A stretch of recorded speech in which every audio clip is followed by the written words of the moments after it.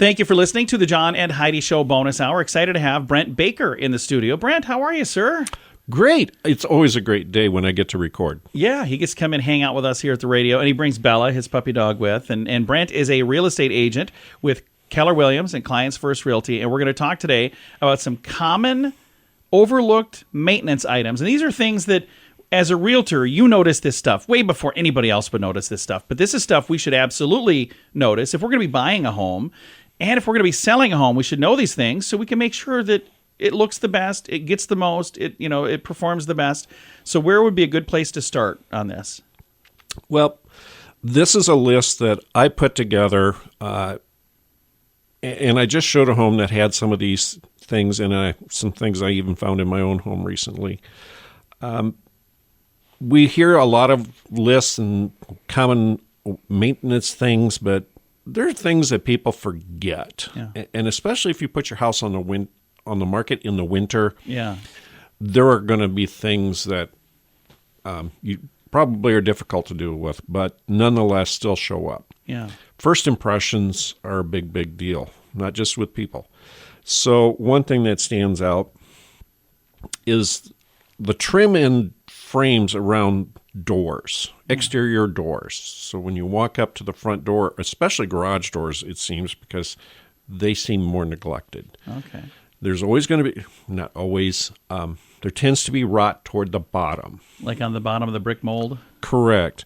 I'm calling it trim because most people don't know what brick mold is, but the rot starts there or on the door frame if it's been left too long. Bottom of service doors tend to rust over time because here again, they've been neglected because people don't look at that. They don't get used as much.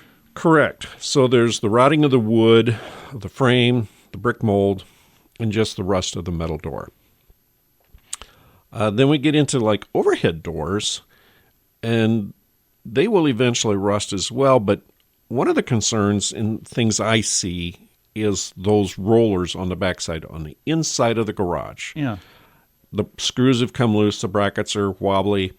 The rollers may not have been ever lubed since the door was installed, and so the rollers they make noise, or they just don't move as easy. The garage door opener has to work harder.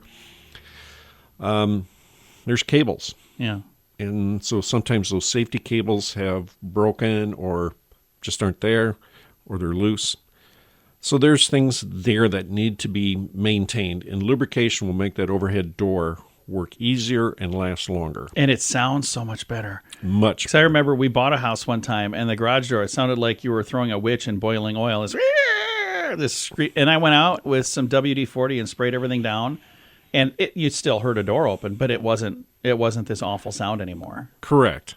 And that's something that obviously nobody wants to hear and is going to question some things. So eliminate problems for yourself as a homeowner and as a seller. Absolutely. Another area I look at when I'm walking around a house is the fascia, which is directly behind the gutters, and hopefully you have gutters.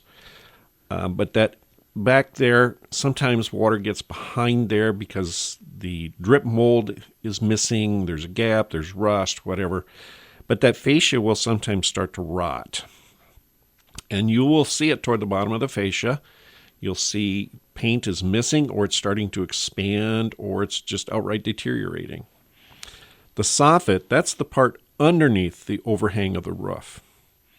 And there we see some similar problems at times. If it's leaking and the fascia is deteriorating, soffit is probably suffering as well. Or it's just starting to sag. And these are all kind of the first line of defense from keeping the weather outside and the nice weather inside. So correct. That's all part of the envelope. It matters a lot. It's a huge factor.